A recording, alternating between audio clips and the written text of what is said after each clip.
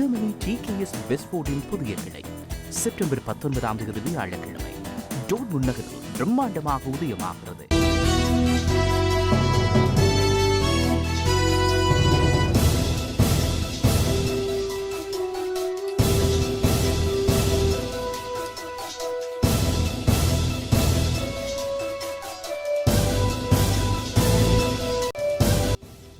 ராஜபக்ச குடும்ப திருமணத்திற்காக திறக்கப்பட்ட வீதி. பச்சை கொடி காட்டிய முஸ்லிம் காங்கிரஸ், முரண்டு பிடிக்கும் கூட்டமைப்பு, தீவிர முயற்சியில் சஜித். ஜனாதிபதியின் காரை பயன்படுத்தும் ஐக்கிய தேசிய கட்சியின் பிரபலம். அம்பாறை மாவட்டத்தில் சிரமத்திற்குள்ளாகியுள்ள மீனவர்கள். இலங்கையில் போர்க்குற்றங்களை இழைத்தவர்கள் இன்று உயர் பதவிகளில். பொதுஜன பெரமுனுடன் இணையும் மைத்ரி அணி எனக்கு பொருந்தாது என்கிறார் சந்திரிகா. ஐக்கிய தேசிய கட்சியின் ஜனாதிபதி வேட்பாளர் அறிவிப்பு தொடர்பாக அமைச்சர் மனோ வெளியிட்டுள்ள தகவல். விடுதலை புலிகளை காரணம் காட்டி சம்பவத்தை திசை திருப்பிய பாதுகாப்பு தரப்பினர், அமைச்சர் சம்பிக்க.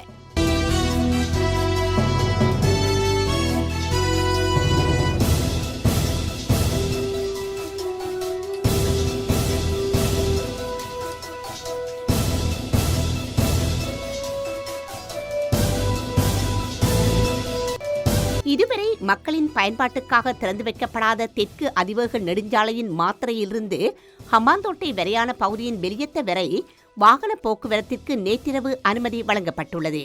நாமல் ராஜபக்ச மற்றும் லிமினி ஆகியோரின் திருமண வைபவத்தில் கலந்து கொள்ளும் விருந்தினர்கள் பயணிப்பதற்காக வீதி திறக்கப்பட்டுள்ளது. தெற்கு அதிவேக நெடுஞ்சாலையின் இந்த பகுதி கடந்த மாதம் திறந்து வைக்கப்படவிருந்த போதிலும் திறந்து வைக்கப்படவில்லை. வீரக்கிட்டிய மெதமுலனவில் நேற்றிரவு நடைபெற்ற நாமல் ராஜபக்சவின் திருமண வரவேற்பு நிகழ்ச்சியில் அரசியல்வாதிகள், வர்த்தகர்கள் உட்பட பலர் கலந்து கொண்டுள்ளனர். சிறுபான்மை கட்சிகளை சந்தித்து தனக்கான ஆதரவை பெற்றுக்கொள்ளும் நடவடிக்கையில் அமைச்சர் சஜித் பிரேமதாச தீவிரமாக ஈடுபட்டுள்ளதாக தகவல்கள் வெளியாகியுள்ளன. அதற்கமைய தமிழ் தேசிய கூட்டமைப்பு, முஸ்லிம் காங்கிரஸ், தமிழ் முற்போக்கு கூட்டணி ஆகிய தலைவர்களுடன் முக்கிய பேச்சுவார்த்தைகளில் ஈடுபட்டு வருகின்றார். தமிழ் தேசிய கூட்டமைப்பை தவிர ஏனைய சிறுபான்மை கட்சிகள் சஜித் பிரேமதாசவுக்கான ஆதரவு நிலையை வெளிப்படுத்தியுள்ளதாக உள்ளக தகவல்கள் தெரிவிக்கின்றன. எனினும் தமிழ் தேசிய கூட்டமைப்பு மாத்திரம் உடன்பாடுகளை எட்டுவதில் தயக்கம் காட்டி வருவதாக தெரிய வருகின்றது. இனப்பிரச்சினைக்கு நிரந்தர தீர்வு வழங்குவது தொடர்பில் எழுத்து மூலமான ஒப்பந்தம் ஒன்றை கூட்டமைப்பு கோரி வருவதாகவும் சஜித் பிரேமதாச அதற்கு இன்னும் உடன்படவில்லை எனவும் தெரிவிக்கப்படுகின்றது. ஐக்கிய தேசிய கட்சியின் ஜனாதிபதி வேட்பாளரை தெரிவு செய்வதில் கட்சியின் தலைமைக்கும் மாற்றுக் குழுவுக்கும் இடையில் முரண்பாடுகள் நிலவி வருகின்றன. இந்நிலையில் சிறுபான்மை கட்சியின் ஆதரவினை, குறிப்பாக தமிழ் தேசிய கூட்டமைப்பின் இணக்கப்பாட்டினை பெற்றால் ஜனாதிபதி வேட்பாளராக சஜித் பிரேமதாசவை அறிவிக்க தயார் என கட்சியின் தலைவரான பிரதமர் ரணில் விக்ரமசிங்க கோரிக்கை விடுத்திருந்தமை குறிப்பிடத்தக்கது. ஜனாதிபதி மைத்ரிபால சிறிசேனவின் அதிகாரப்பூர்வ வாகனத்தை ஐக்கிய தேசிய கட்சியின் பிரதி தலைவர் சஜித் பிரேமதாச பயன்படுத்தி வருவதாக சிங்கள ஊடகம் ஒன்று செய்தி வெளியிட்டுள்ளது. ஜனாதிபதி வேட்பாளராக போட்டியிடும் நோக்கில் பிரச்சாரங்களில் ஈடுபட்டு வரும் சஜித் பிரேமதாசவின் அதிகாரப்பூர்வ வாகனம் பழுதடைந்துள்ளது. இதனால் அவர் முச்சக்கர வண்டியில் ஜனாதிபதியின் இல்லத்திற்கு சென்று அங்கிருந்து ஜனாதிபதியின் வாகனத்தை பெற்றுக்கொண்டு தனது பயணங்களை மேற்கொள்வதாக தெரிவிக்கப்படுகின்றது. அண்மையில் நடைபெற்ற நிகழ்வுகளின் போது ஜனாதிபதியின் வாகனத்தில் ஜனாதிபதியுடனேயே சஜித் பயணம் செய்துள்ளதாக குறிப்பிடப்படுகின்றது. கடந்த அமைச்சரவை கூட்டம் மற்றும் நேற்றைய தினம் நடைபெற்ற கலாச்சார அமைச்சின் நிகழ்வின் போதும் ஜனாதிபதியுடன் சஜித் பிரேமதாச வந்திருந்தார் என தெரிவிக்கப்படுகின்றது. ஜனாதிபதியுடன் இணைந்து சஜித் தேர்தலில் போட்டியிட உள்ளதாக அண்மையில் ஊடகங்களில் செய்தி வெளியிடப்பட்டிருந்தமை குறிப்பிடத்தக்கது. எனினும் இந்த தகவல்களை ஜனாதிபதியோ அல்லது சஜித் தரப்போ இதுவரையில் உறுதி செய்யவில்லை. அம்பாறை மாவட்டத்தில் நிலவும் கடும் வெப்பநிலை காரணமாக கிட்டங்கி ஆற்று பகுதியில் மீன்பிடி நடவடிக்கையில் ஈடுபடும் மீனவர்கள் பெரும் சிரமத்திற்குள்ளாகியுள்ளதாக தெரிவிக்கப்படுகின்றது. மீன் வகைகளின் விலைகள் சடுதியாக உயர்வடைந்துள்ளதுடன் மீன் வகைகளுக்கு கடும் தட்டுப்பாடு ஏற்பட்டுள்ளதாக அவர்கள் தெரிவிக்கின்றனர். அத்துடன் முதலைகளின் நடமாட்டத்தினால் ஆற்றிலிருந்து பிடிக்கப்படும் மீன்களின் எண்ணிக்கை பெருமளவில் குறைவடைந்துள்ளதாக மீன் விற்பனையாளர்கள் தெரிவித்துள்ளனர். காற்று காரணமாக கடல் கொந்தளிப்பு அடிக்கடி அதிகரித்து காணப்படுகின்றமை மற்றும் கடும் வறட்சியுடனான காலநிலை நிலவுகின்றமை காரணமாக மீன்களின் விலை அதிகரித்துள்ளது. இலங்கையில் போர்க்குற்றங்களை இழைத்தவர்கள் இன்று உயர் பதவிகளிலும் இருக்கின்றார்கள். ஆனால் தமிழர்களுக்கான விடுதலை இதுவரை கிடைக்கவில்லை என நாடாளுமன்ற உறுப்பினர் மாவை சேனாதிராசா தெரிவித்துள்ளார். கிளிநொச்சி பச்சிலைப்பள்ளி பிரதேச சபையின் உப அலுவலகத்தின் திறப்பு விழாவில் பிரதம அதிதியாக கலந்து கொண்டு உரையாற்றுகையிலேயே மேற்கண்டவாறு தெரிவித்துள்ளார். தொடர்ந்தும் தெரிவிக்கையில், தமிழ் மக்கள் கடந்த 70 வருடங்களுக்கு மேலாக தங்களது உரிமைகளுக்காக போராடி வருகின்றார்கள். அந்த கொள்கையின்படி தமிழ் தேசிய கூட்டமைப்புக்கான ஆதரவை வழங்கி வருகின்றனர். அதாவது மக்களுடைய சுய நிர்ணய உரிமை, அவர்களுடைய விடுதலை என்பவற்றை வலியுறுத்தி நாங்கள் தொடர்ந்து குரல் கொடுத்து வருகின்றோம்.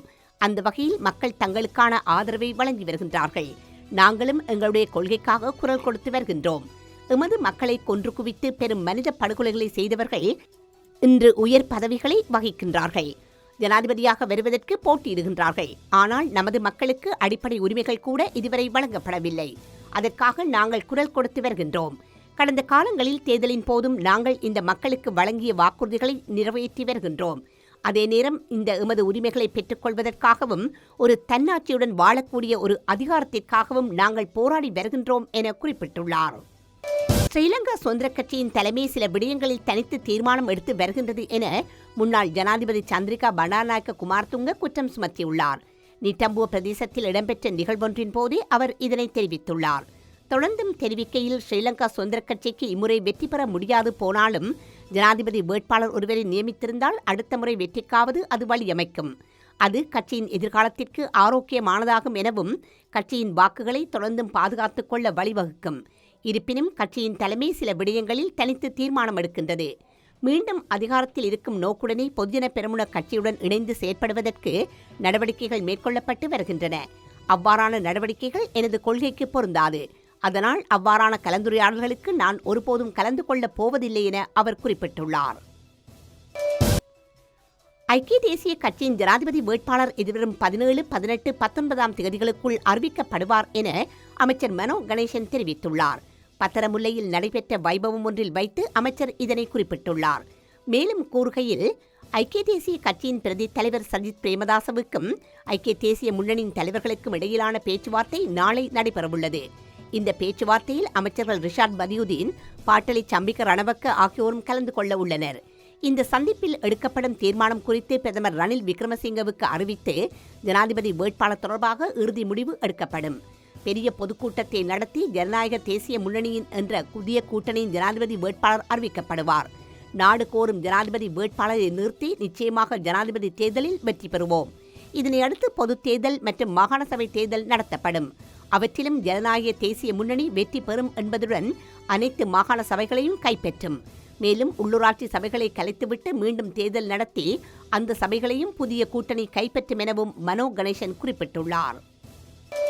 மலை நாடான கண்டியிலுள்ள சிங்களவர்களும் கரையோரத்தில் உள்ள தமிழ் முஸ்லிம் மக்களும் ஒன்றாக இணைவதன் மூலமே சிறந்த நாட்டினை கட்டியெழுப்ப முடியும் என பாட்டலி சம்பிக்க ரணவக்க தெரிவித்துள்ளார். நாட்டை பாதுகாக்கும், நாட்டை உருவாக்கும் மக்கள் இயக்கத்தின் தேசிய வழி மாநாடு நேற்று மாலை மட்டக்களப்பில் நடைபெற்றுள்ளது. இதில் வைத்து கருத்து தெரிவிக்கும் போதே இந்த விடயத்தை குறிப்பிட்டுள்ளார். மேலும் கூறுகையில், மட்டக்களப்பு பகுதியை பொறுத்தவரைக்கும் நிலைமைகள் எவ்வாறு உள்ளது என்று எங்களுக்கு தெரியாது. ஆனால் சிங்கள பகுதிகளை பொறுத்தவரையில் முஸ்லிம்களின் வர்த்தக நிலையங்களுக்கு சிங்கள மக்கள் பொருட்கள் வாங்கச் செல்வது குறைவான நிலையிலேயே உள்ளது. முஸ்லிம்களை பொறுத்தவரையில் பொது இடங்களில் கூடுவதற்கும் தமது கடமைகளை செய்வதற்கும் அச்ச நிலையிலேயே இருந்து வருகின்றனர். இந்த நிலைமை மாற்றப்பட வேண்டும். எமக்குள் இருக்கும் அச்ச நிலைமைகள் தூக்கி எறியப்பட வேண்டும். இலங்கை கிரிக்கெட் அணி பாகிஸ்தானுக்கு சுற்றுப்பயணம் செய்ய தயாராகிக் கொண்டிருக்கும் நிலையில் அங்கு தாக்குதல்கள் மேற்கொள்ளப்படலாம் என்ற அச்சநிலை உருவாக்கியுள்ளது. இந்தியா காஷ்மீருக்கு வழங்கிய விசேட அதிகாரத்தினை மீளப் பெற்றுள்ள நிலையில் அது இந்தியாவின் வலிமையான மாநிலங்கள் போன்று செயற்படும் நிலை உருவாக்கியுள்ளது. இதேபோன்று பங்களாதேஷில் தீவிரவாத அடிப்படைவாத கொள்கை உடையவர்களுக்கு அந்த நாடு தண்டனை வழங்கியுள்ளது. ஆகவே இவ்வாறான பிரச்சினைகள் எங்களது நாட்டுக்கு மட்டுமான பிரச்சினை அல்ல, ஆசியாவில் உள்ள அனைத்து நாடுகளுக்கான பிரச்சினையாக காணப்படுகின்றது. இந்த பிரச்சினையை நாங்கள் சரியான முறையில் தீர்க்காவிட்டால் மக்கள் விடுதலை முன்னணி செய்த கிளர்ச்சி போன்றோ விடுதலை புலிகள் மேற்கொண்ட போராட்டங்கள் போன்றோ இதுவும் பூதாகரமான போராட்டமாக வெடிக்கும் நிலைமை ஏற்படும். ஆகவே இலங்கை அரசாங்கம், அரசியல் கட்சிகள், பொது அமைப்புகள், முஸ்லிம் மத தலைவர்கள் இவ்வாறான தாக்குதல்கள் இடம்பெறாமல் தடுக்க வேண்டிய பொறுப்பு இருக்கின்றது. இன்று படையினர், போலீசார் மற்றும் ஏனைய பாதுகாப்பு தரப்பினர் மீதும் இந்த ஈஸ்டர் தாக்குதல்கள் தொடர்பில் பல்வேறு குற்றச்சாட்டுகள் முன்வைக்கப்படுகின்றன. அரசியல்வாதிகளின் செயற்பாடுகளினால் பாதுகாப்பில் தவறுகள் நடைபெற்றுள்ளது என்பதை உணர முடிகின்றது. 2018 ஆண்டு நவம்பர் மாதம் மட்டக்களப்பு பவுனதீவு பகுதியில் 2 போலீஸ் உத்தியோகத்தர்கள் சுட்டுக் கொல்லப்பட்டதைத் தொடர்ந்தே இந்த சம்பவங்கள் ஆரம்பமாகியுள்ளன. இந்த தாக்குதலை விடுதலை புலிகளை செய்தார்கள் என்று அன்று பாதுகாப்பு தரப்பினர் இந்த சம்பவத்தினை திசை திருப்பிவிட்டனர்.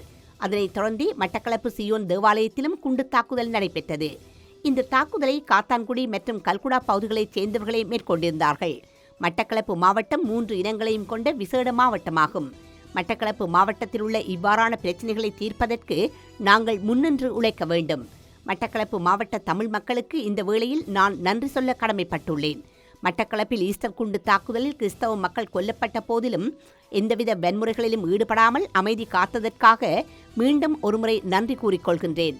மதத்தினால் இனத்தினால் யாரையும் யாரும் தாக்குவதற்கோ கொடுமைப்படுத்துவதற்கோ உரிமையில்லை. இலங்கைதான் எமது தாய்நாடு என்று கருத வேண்டும். இலங்கையின் பொதுவான சட்டத்திற்கு அனைவரும் மதிப்பளிக்க வேண்டும் என குறிப்பிட்டுள்ளார்.